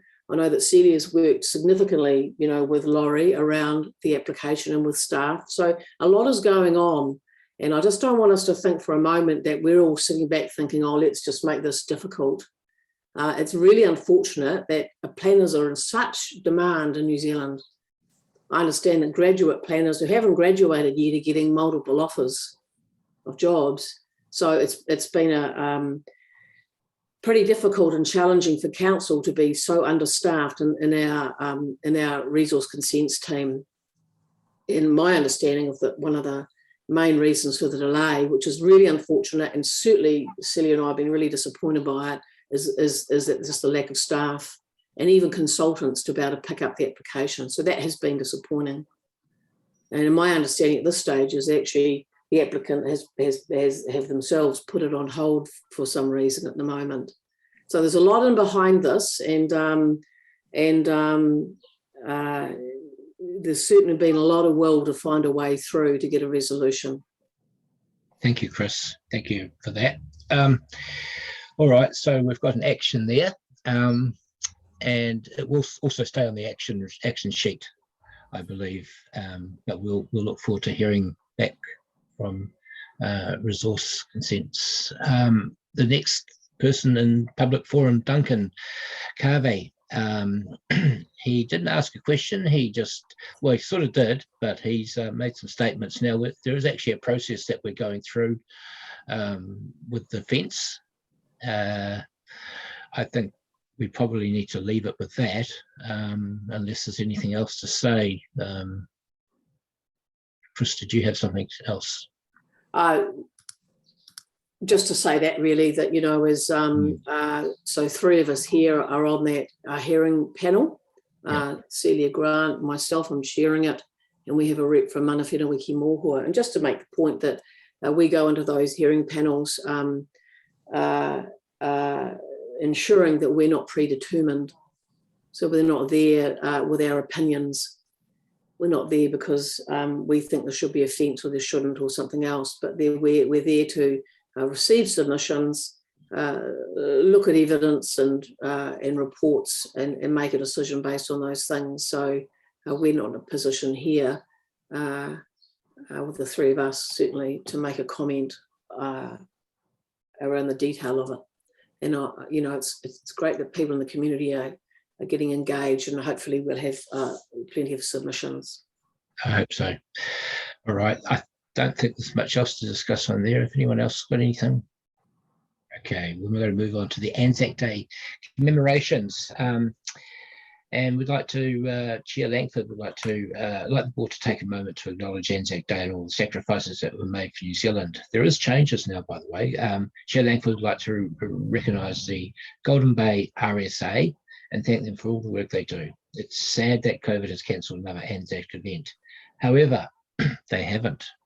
They've reinstated a dawn service here in Takaka, and I believe in Collingwood as well, a small one. So I also believe that we have a wreath that's going to be laid. I'm just wondering who is going to be doing that. Or have we organised a wreath? Yeah. But those things have been organised through Robin Shearer, and I'll be attending at Collingwood and laying a wreath there on behalf of council and the board.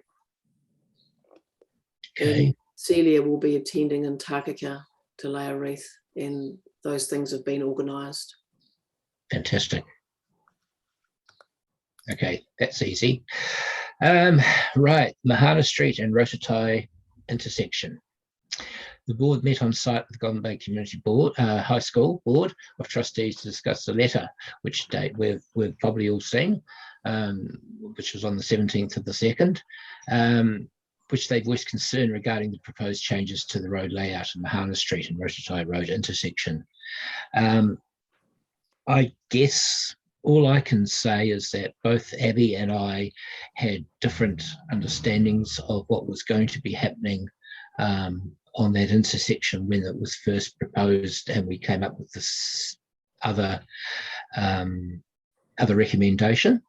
The high school and Board of Trustees were firmly of the opinion that the new layout should stay exactly the way it is, with the road closure and the pedestrian crossing right where it was. We stood there over that busy period, which was 40% down because of COVID, and the children all walk out of school and go straight across that pedestrian crossing. And whether you've got a pedestrian crossing on that corner or not, they're just going to walk across anyway. And I think that was the main concern, was the safety of the children crossing that street there, and the fact that there is no, and they want to keep the because the through road closed, because they need another pedestrian crossing across that to make it safe as well. So I was of the opinion that the gate, the entrance to the school, was going to be shifted, and it is going to be shifted, but the one that's there now is going to remain open as well. So I thought they'd be closing that. So that's what made my opinion, a look at my opinion. Anyway, we need to look at this situation, and look at our decision, and if we feel that we need to change our decision from what we originally made, we need to look at that as a change.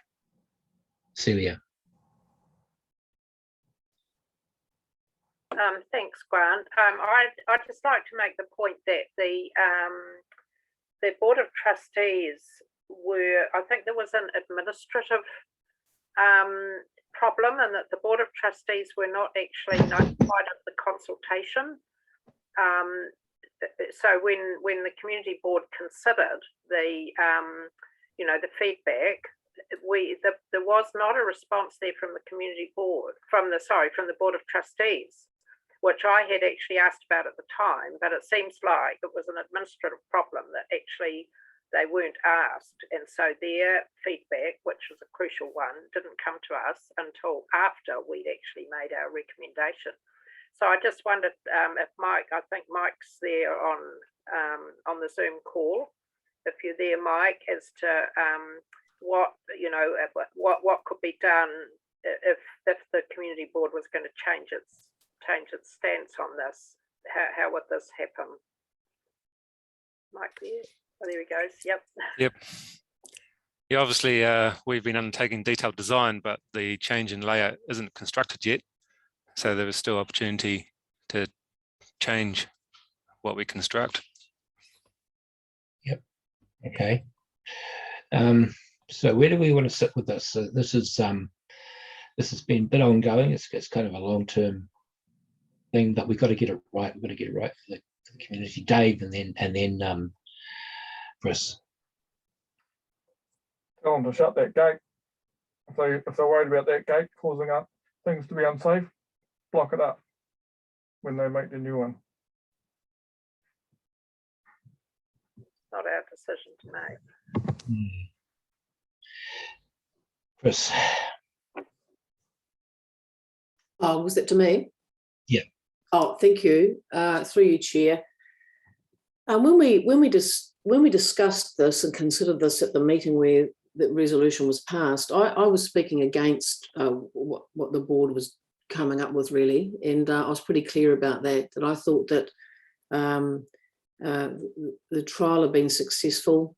I understood the board to be supportive, and it's clear to me now that what was in the report around the high school board, what was in the report around their positioning was related to the trial going ahead and being implemented. And as Celia said, they weren't then informed that about the next part of the process, which was a decision around whether the trial would be kept or some other options chosen. So they were left out of that part completely. So there's there's an error there, and I think it may have happened, but I think it's helpful if there was a letter to the board acknowledging that to the high school board. So when we received the report around whether the trial should stay in place or revert or some other option happen, there was a lot of information attached to that report. Like a lot, expertise, expert advice from people whose careers have been based on road safety and other matters. So I abstained at the board meeting last time from voting because we were going to vote over the hill, but I certainly support the trial. I still support the trial staying as it is. And for me, I feel like that children come first and cars and trucks come second, and the safety of those children at that intersection is paramount. So I certainly would support the board. I don't know whether it's a matter of rescinding the decision or putting a resolution to some effect to say that actually should we do this and it pass, that that we accept. I don't know what the process is around that we accept the initial resolution we were presented with, which we declined to support.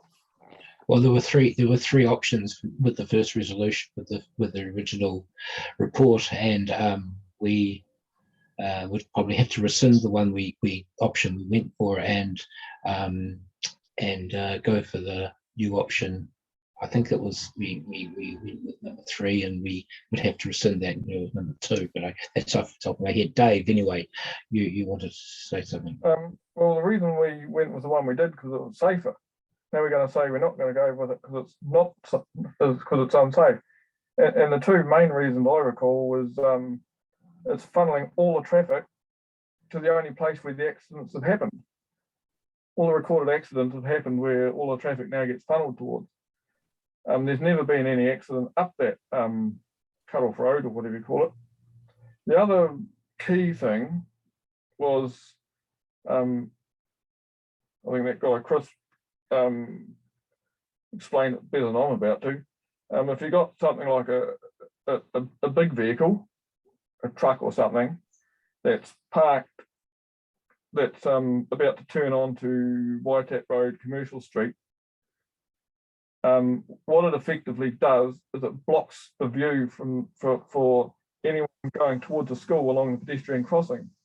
So we've got kids who just think it's a pedestrian crossing, we can charge across it, we've got the right to do that. And then you've got cars coming from Waitat towards Mihana Street, Rototai Street. They're going down there, even if they're doing their 30 or 40k.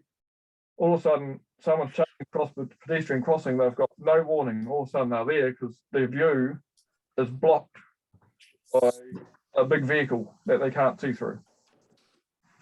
So they were the two main points that made us think that it was unsafe, and those two points are still relevant and haven't changed. I think we voted the correct way at the start.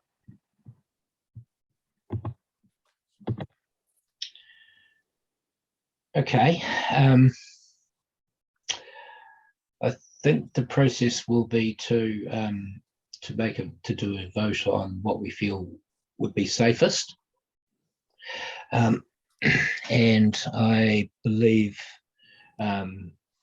Dennis, you'll may be able to help here. We rescind if we were to do a change, we would rescind what we've asked for and then change it. Right? I'm just wondering, have we got enough information at this point in time? Does Mike need to let us know what are the implications of rescinding the previous motion and replacing it with something else? Because I think it would have to go back through the whole, back to full council to. Yes, because I think yours was a recommendation back to council, wasn't it? Yeah. So yeah, but before that, Chris.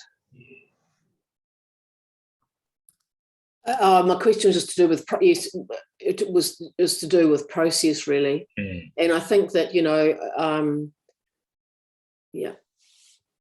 I mean, staff changed the approach based on the community board's opinions, opinion around, I mean, something gets presented to us that's pretty robust and has evidence behind it.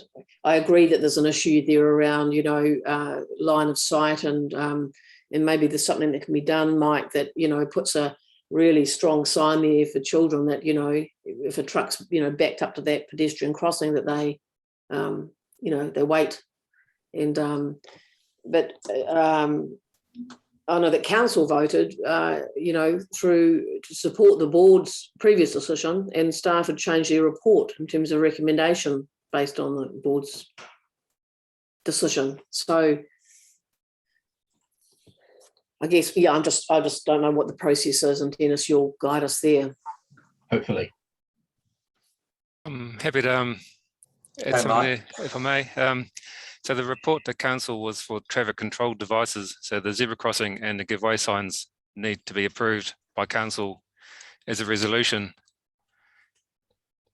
So we supported the recommendation by the board and put those traffic control devices to council for final approval. And we amend those traffic control devices on a regular basis, which council approves. So that can be done again to change what's going to go in the traffic control, or what's obviously you need two things in a traffic control for traffic control to be operational. One, it needs to be in our bylaw, which is approved by council resolution, and two, the correct markings need to be on the ground, and those correct markings for the different layout, the recommended layout, are not on the ground yet, so that traffic control devices aren't enforceable. The current layout is, because those traffic control devices were also put in our bylaw. But you're right, those traffic control devices that are proposed would need to be removed from the bylaw. So if the board did rescind the previous motion, then the current road layout would just remain. Correct. And we would remove the proposed, just for clarity, the proposed traffic control devices from the bylaw, which we would do through the next council resolution process for that traffic control devices. So hang on, does that mean it goes back to the original before we even went through this process? Now, as I understand it, just if you did rescind the previous motion, the existing road layout would remain, and staff would then have to make a subsequent recommendation to council to amend the traffic device bylaw so that the current markings were sanctioned, if you like. Right. Is that right, Mike? That's how I understand it. Correct. The current markings are sanctioned in the PCD bylaw, and the proposed markings are also in the bylaw. They've been sanctioned, but we haven't affected them yet because we haven't built it. So if we don't build it, I'd recommend that we take it to council to remove those the bylaw changes for the layout that we haven't built yet. And just to leave it as it is now, yes. Correct. And can I just check, Grant, can I just check with Mike? So, and that is what the Golden Bay High School board wished to have happen. Is that correct? Yeah.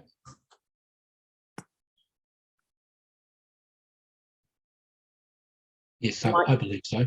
Mike, that's your understanding?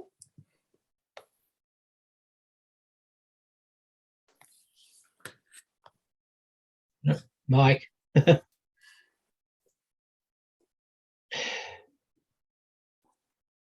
they take that bit of road right out permanently and put it all in grass, or Is that also what is?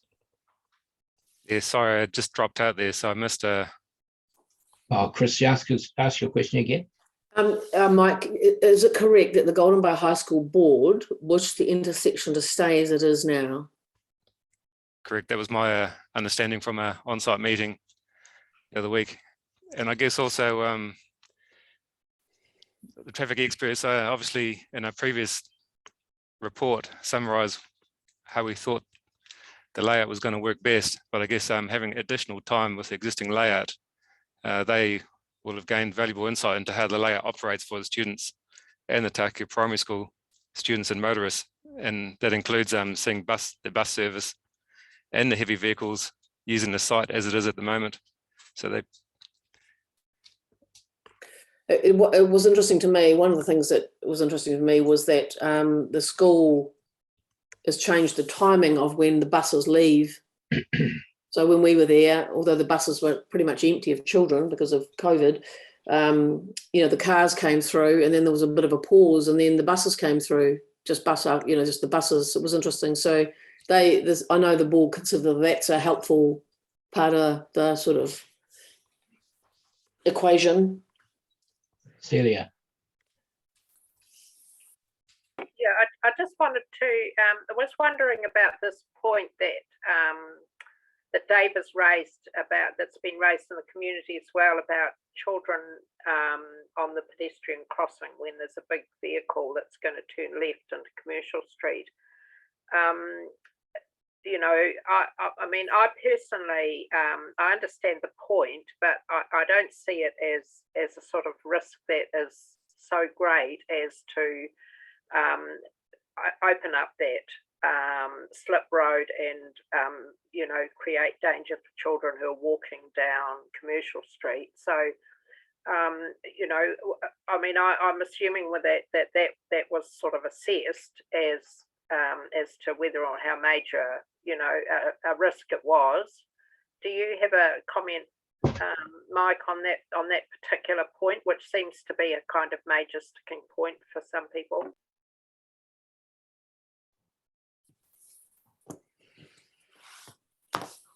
Oh, Mike, you're muted.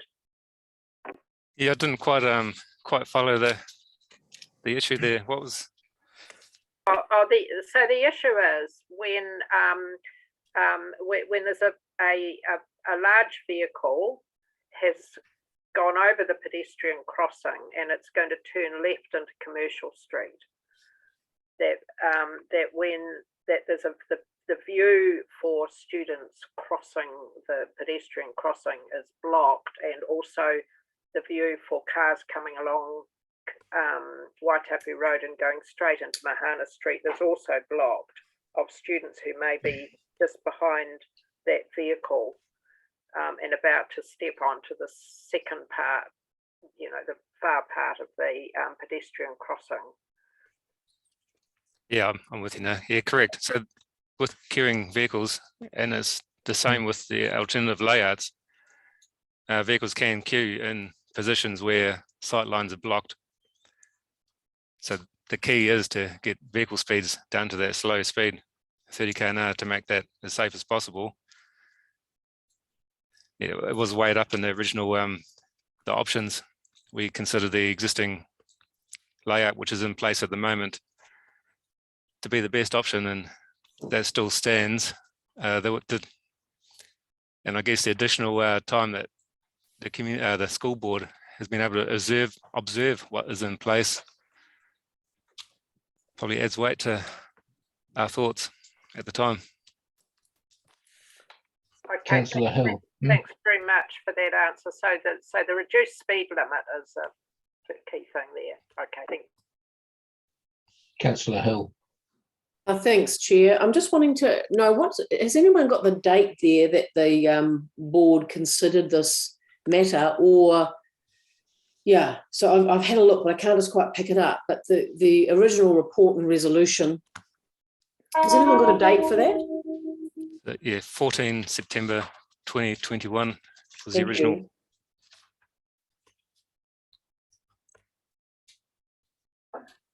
Oh, yeah. So I do have a resolution if you wanted to consider that. Okay. Let's hear it, Dennis. It would be that the board rescinds its previous motion passed on 14 September 2021 in relation to the road layout at Waitapu Road, Mahana Street, and confirms it agrees with the original staff advice and proposed layout, which is also supported by the Golden Bay High School Board of Trustees. And the second resolution would be to request staff to take whatever action is necessary to confirm this layout. I'm happy to move that resolution. Do we have a seconder? Celia, you're muted. Yep, I'll second it. So is there any more discussion around this?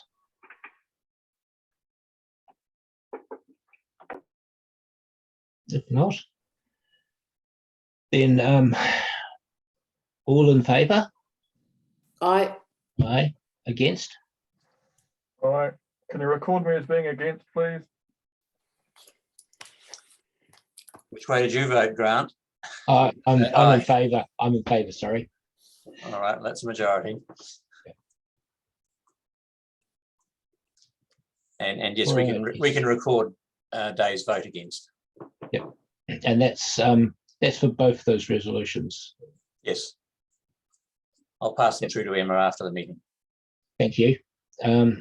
Right, well, okay, we've got a little bit of time. Chris, festive decorations is next on my list, and Chair Langford would like the board to consider options to fund and install festive decorations for the 2022-2023 festive season. This is ongoing, and this is something that I believe we need to put back to the community a little bit to ask for ideas, and through both the Arts Council and the Golden Bay Promotions, as much as anyone else, and so I'm just wondering, best way forward would it be to have a representative from the board and ask for a representative on the other couple of on the Arts Council and the promotions to sort of work on this as a sort of a subgroup. What are people's ideas on this? Because we can't get the funding until we know what we're doing.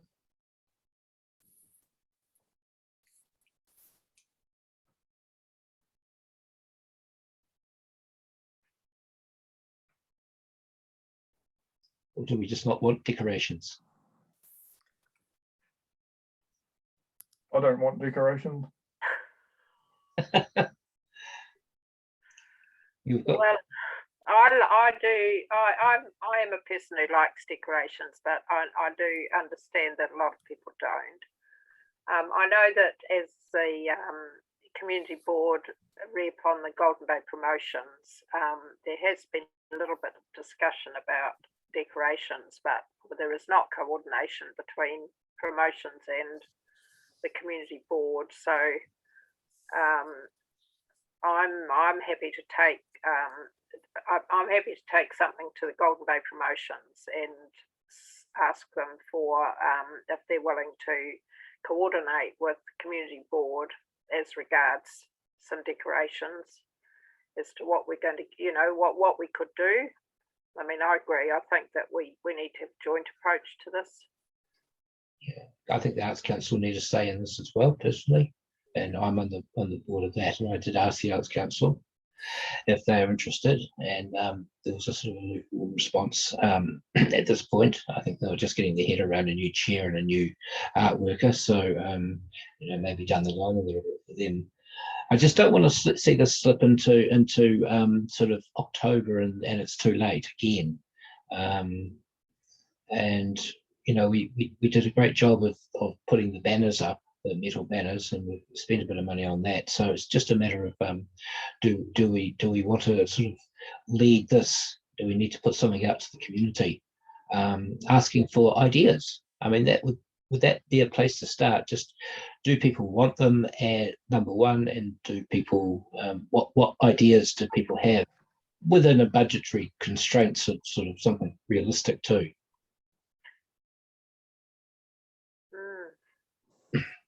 because it's about summer. It's not necessarily as festive, and it's not necessarily about Santa Clauses and baby Jesuses. It's about just the broad speaking of festive seasons. I mean, personally, I would hate to see those flags like Motueka's got, which disintegrate fairly quickly. Something that's unique to our Golden Bay kind of creative community. Celia, Chris. Yeah, for some people it is about Santa Claus, and for some people it is about Christ or Karaiti. For some people it signals our summer break for some, and for others it signals the summer festive time with all the extra things that happen here and arrival of tourists and music festivals and arts programs, all sorts of things. So I guess, I mean, we're not here to really give our own opinions really, but I think it'd be good to understand from our community if that's what the community would like, and there's a question there about how we go about doing that.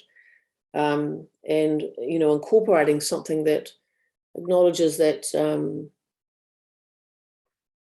particular period of time, I think is good. I imagine there are some people that support that. It comes down to money, doesn't it? Is that the best use of board money or promotions money, or?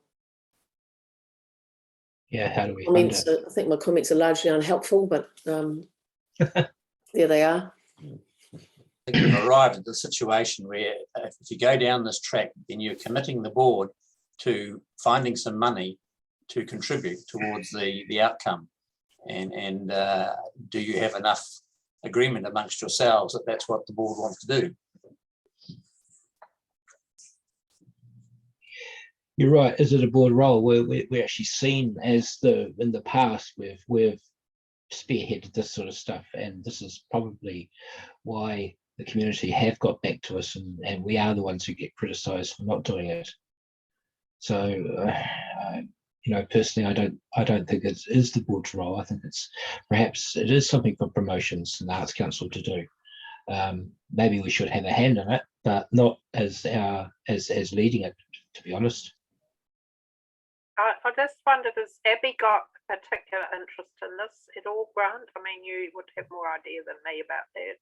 I'm just wondering if, this might be something that we could wait until she's back. Yeah, I don't think she's got a particular interest in it. I think she's a bit like me. She's had people kind of concerned that we didn't have anything and that we should. And so her and I did get our heads together and say, look, let's at least put it out there early enough so that we will get something by the next season if it happens. But I think we do probably need to talk to Abby about it. I know. Yeah, it's just I just see the time frame as important. Well, how about I go to promotions and just test the waters there, and then I can report back to our next meeting, community board meeting, and see as to what promotions are interested in or not, or whatever.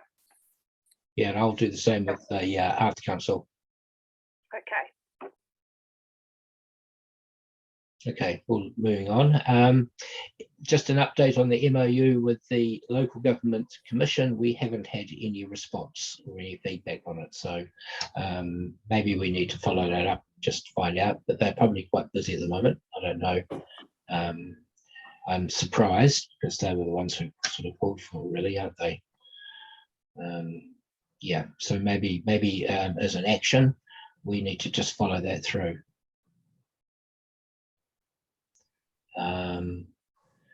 Tasman Regional Transport Committee, Councillor Butler, you have an update. Yeah, I just wanted to let the board know that Waka Kotahi, NZTA, called Waka Kotahi, are planning to commence talking to the community about speed reduction between Collingwood and Tākuka on the state highway. So this is expected to start this year, and it goes in 2 stages. the first stage is a sort of gathering of information from the community, and then a proposal is put together, and then that goes out for consultation. So there's actually 2 steps at which the community is asked, their view is asked. And I know that the Oni Kaka community have been concerned for many years about the 100k limit through their little community, and that they've actually tried to get that reduced in the past unsuccessfully. So this, I would expect that there will be a good response from the community about this, and it will affect quite a few people, including the people who live a long way out west who travel back and forth all the time. So that is the main thing that I wanted to say. The other thing is that there will be a different way of speed limits being set, and a speed management plan will be put together by the council, and then that will be consulted on, and that will be somewhere around the middle of this year, I understand, and that's for the non-highway roads. There's lots of requests for reductions in speed limits, and so that is how that will happen. So there won't have to be a bylaw change for every individual speed limit in the future. That's Chris. Yeah, Chris. Yep. Oh, sorry, I had it up from previously about the decorations, and if I could just pop back to that later. I've got a text from Abby that will be great. Oh, okay. Do it now, because obviously you've got to go in about 3 minutes. I do. Look, sorry to cut across the transport, important news. So I checked with Abby what her view was on decorations, just because we raised it, and she said, I think it would be really sad if nothing happened. I will send an email around with options and pricing. So that's good. Abby will take a lead with that. And I assume that assume someone can apply for pub charity funding or something. Okay. Probably. Sorry to interrupt the transport. That's all right. No, thanks, Chris. And I'll check out now. Look, sorry to leave early, but I do need to go and meet these folk. Okay. Thank you. Thank you, Chris. Just noted there, Chris, there's the meeting. Okay, Celia, does anybody have any comments? Oh, does Dave have any comments on, have we got a quorum? We still have, don't we? Yeah. You do. Yeah. Dave, have you got any comments on? We do want to have our little say. We had our say between here and Upper Tarka and thought we needed to have a say, and we just got to make sure that we do chuck in our 2 cents worth. Yeah, when the time comes. Yeah, well, there'll be 2 opportunities for that. Thank you. Okay. Now, just onto the art strategy, which is number 9. It was something that I would like to discuss, because there is a new development of an art strategy by the Nelson City Council, or Nelson Chamber of Commerce, actually, which is being funded by Nelson City Council. About 12 years ago, we had another art strategy created. It was a joint one between Golden Bay, Tasman and Nelson, and it was jointly funded. It was called The Art of Being at the Centre. That's way outdated now and needs to be updated. Tasman adopted that plan, so it's still our strategy, but I suspect, having talked to some of the some of the staff who didn't really know anything about it or hadn't read it, that it hasn't really been used particularly much. Anyway, I met with Ellie Boswick from the Nelson Chamber of Commerce, and she is her and forgotten his name off the top of my head, are putting this strategy together, and they'll be doing public consultation, I think, in June. They hope to have a draft by June and then going to the public in June. Once it's been passed, they are hoping that it'll be adopted by both as far as Tasman and as far as Blenheim. and councils. They don't want to limit it just to Nelson because they realise it's such an important regional thing. That's where we take up our action plan after that.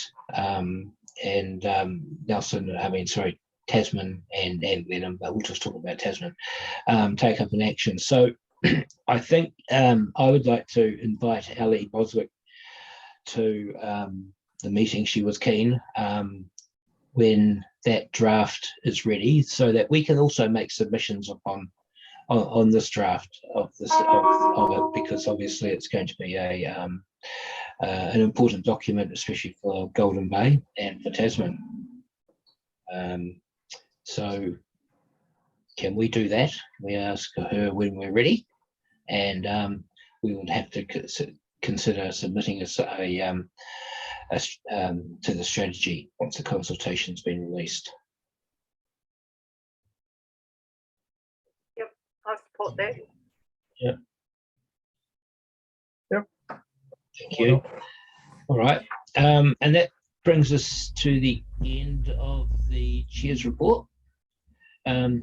So I moved it, didn't I? And it's been moved and it's been seconded. All in favour? Aye. Carried. Against? Okay. That brings us on to the action sheet. Right, there's the action sheet. Action sheet. There it is. Okay, so seawall Pakua. Do we have some extra? Do we have some extra? Something extra to add to that this time?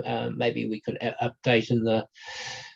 Yeah, we'll transfer the item over that we discussed before onto the action sheet. Thank you. Yep, thank you. Hang on, I'm only seeing part of it. There we go. Other summer remote rubbish bins. Dennis, anything?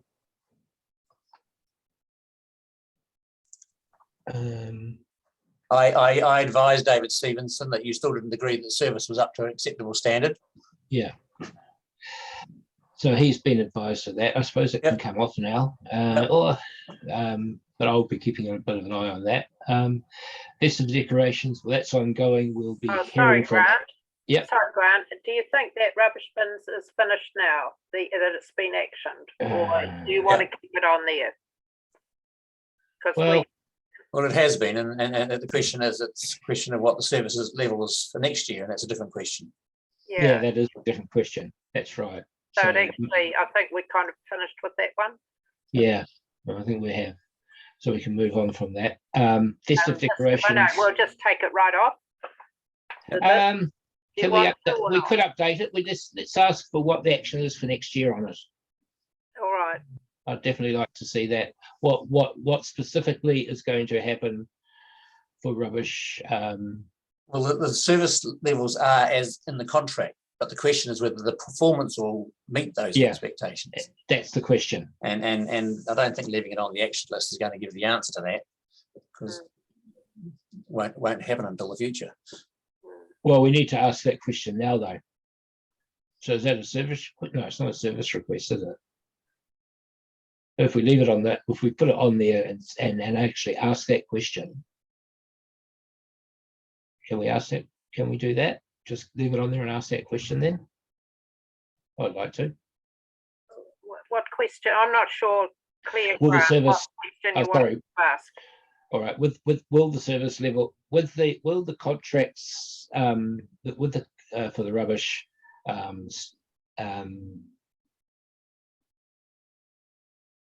Will it be up to? Will it cover? Will it be adequate to cover next summer? Yeah. I mean, I understand what you're asking for. So, what we're wanting really is a report about what the what the contract is for this particular rubbish collection. Well, that's really what we want to know, isn't it? And as to whether or not the contract is going to be adequate Yeah, the what's CBD. required. So we really need, we need a report on that, I would have thought. I don't know, what do you think, Dennis? Dennis is groaning. Yeah, because I think the information was that yeah, the expectation is that they are meant to empty the bins when they need them, and at the peak season at least 3 times a day. And Grant has evidence to show, well, that's not the performance level that was actually being achieved. So I was told to advise David that was the position, and so I've done that. So as part of his monitoring, he should be checking to see that the contractor is delivering on the expected service level. Well, actually, both contractors would, but that's right. So it is still ongoing, isn't it? I do see that you might want to keep it on there, or put it on, take it off, and then put it on again when the summer comes.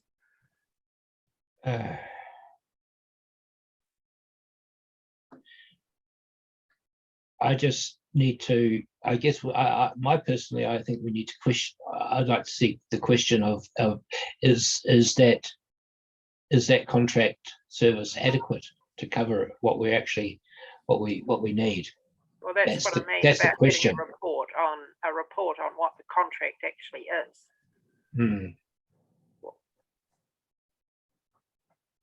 Yeah, we could ask. Well, as I say, the standard is as I explained it. But as Grant says, they're not meeting that standard.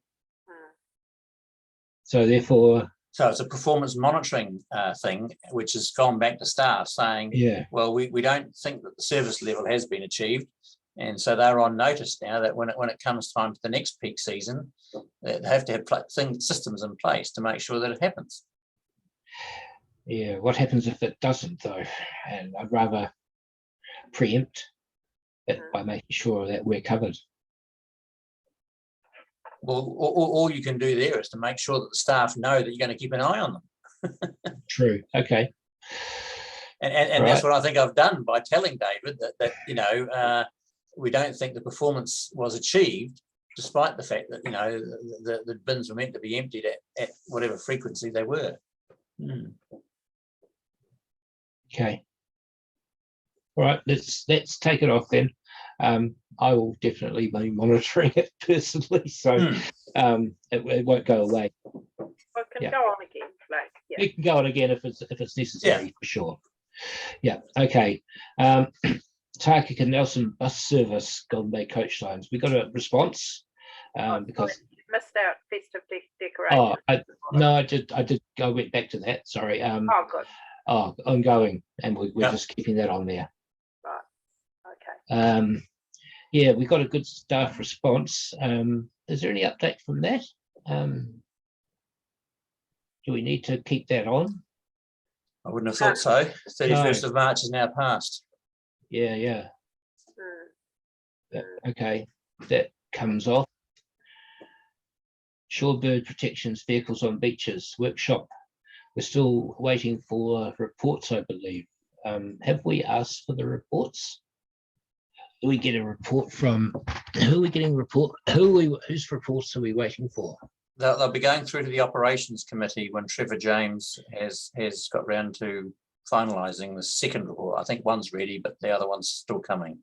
Okay, and then I think it's important that we invite Forest and Bird, Penguin Trust, Ornithological Society and Department of Conservation, and maybe iwi as well, to the workshop and have a round the table discussion. And after that, we talk amongst ourselves about what's going on with it, best way forward. That's what I'd like to see.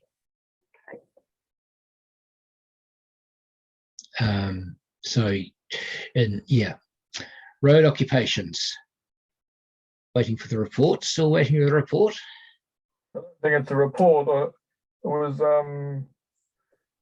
they got told they were going to review how they do the road occupations, review a few things, and the idea is we have our say at the start of their review process and have a talk to them. So instead of getting told what they've come up with, we can put our point of view and ask a few questions and suggestions right at the start. Yep, and I haven't seen the report come through, so leave it on there. Yep. Yep, okay. Copper banners, the journal entries, we don't know. We'll leave it on till next month because we haven't had a financial report. Mahana Street and Rotatai Road intersection. Right, that can that come off now? I think it can probably come off. We've had a good discussion about that. That seems like it's done. Yep, for no financial. Oh, sorry. Can I move that the action sheet be received? I'll second that. Thank you. All in favour? Yep. None against? Carried. Right. Financial update. We don't have anything to receive, so that'll be next month, I imagine. There is technically a report with a resolution, but you don't have to receive it if you don't want to. A report? There was a report on the agenda to say that there isn't a summary. Yeah, that there is no. Yeah, I know. That's why I thought, well, do we need to even bother? I think we should. The Golden Bay, okay. That the Golden Bay, I'll move the resolution that the Golden Bay Community Board receives the financial report update report. Can I have a seconder? Dave. Okay, and all in favour? Aye. Aye. Carried. And there was only one late item received. I haven't got that in front of me. As far as technically there isn't a correspondence item, but you did actually move at the beginning of the meeting to receive the late item from Lynn Hall. And as you say, it's just an update, so you don't have to do anything with it. No. The minutes already record that. And I'll just let you know, I'll be meeting with her, I think it's tomorrow, to mark out where it's going. And I think it's coming in on about the 28th. So yeah, if anyone wants to, I'll let you know if anyone else wants to come out and welcome it. We don't have to go through the whole blessing process because it's already been part of our yeah, that's fine. I was told that we don't need to bless this one. And I think that brings us to the end of the meeting. It does. It does. So Dennis, would you like to close with the karakia? Thank you. Kia hora te marino, kia whakapapa po namu ti moana. Aroa atu, aroa mai, tēnā tātou, tēnā tātou, tēnā tātou katoa. Thank you. Right. Well, thank you.